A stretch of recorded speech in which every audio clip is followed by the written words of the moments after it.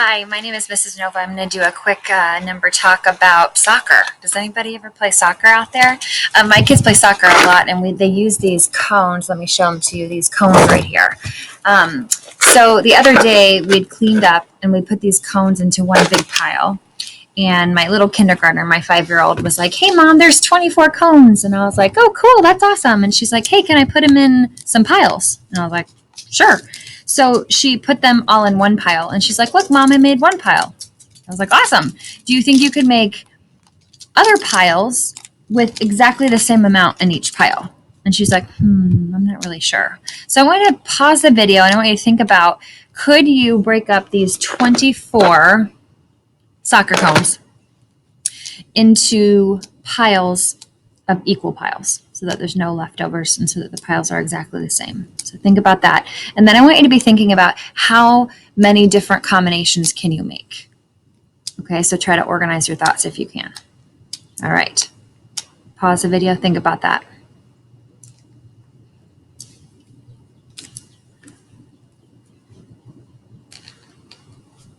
Okay, so if you're back with me, I was thinking about, well, we can definitely do one pile, right? One pile at 24. So I can kind of write that like, sorry, let me move around a little bit, like this. One pile of 24, right? One group of 24. And we don't always have to say group. We can just say pile of or bundle of or, shelf of or basket of. So it's any kind of equal groups, right? All right. And then I was thinking, okay, could we do other piles? Well, I know I could probably do 2 piles. So if I put 2 piles of equal, what would that be? What do you think? 2 piles.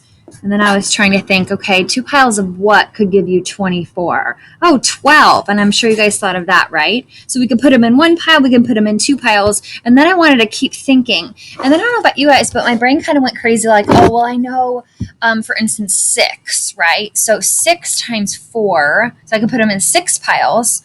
And then I was going in all different directions. And I'm like, ooh, I want to make sure that I have all the combinations. So then I went back to my organizing my mathematical thoughts, which is really important, and trying to think of like a systematic table or a way to describe it. So I have one pile, I have 2 piles, and then I have to think of, okay, will 3 work? Could I split my cones up, that I have my 24 cones up into 3 piles? Does anything give me 24? Oh, perfect, 8. Right? A 3 times 8 will give me 24. Okay, so I got a 1 pile, I got 2 piles, I can split up my cones into 3 piles. Now I can keep going and go right in order so I can know that I have all my combinations. So when we're recording our mathematical ideas and data, it's really important that we try to stay organized and look for patterns. All right, 4. What do you think? If I were to split my cones up into 4 piles, what do you think? How many could be in each? So as if I put them into 4, 6, right? 4 times 6 would be 24. Okay, good. And I keep going. What about 5? Could I do 5? Does anything 5 times something equal 24? No. So I can't do 5. And then I keep going.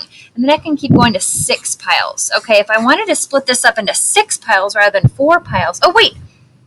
I have this over here, right? That's called the commutative property. So I know that 6 times 4, right? I can do that. What about 7 piles? No, not 7 piles. 7 times nothing will give me 24. What about 8 piles? Is there anything over here in my table? Oh, anybody see it?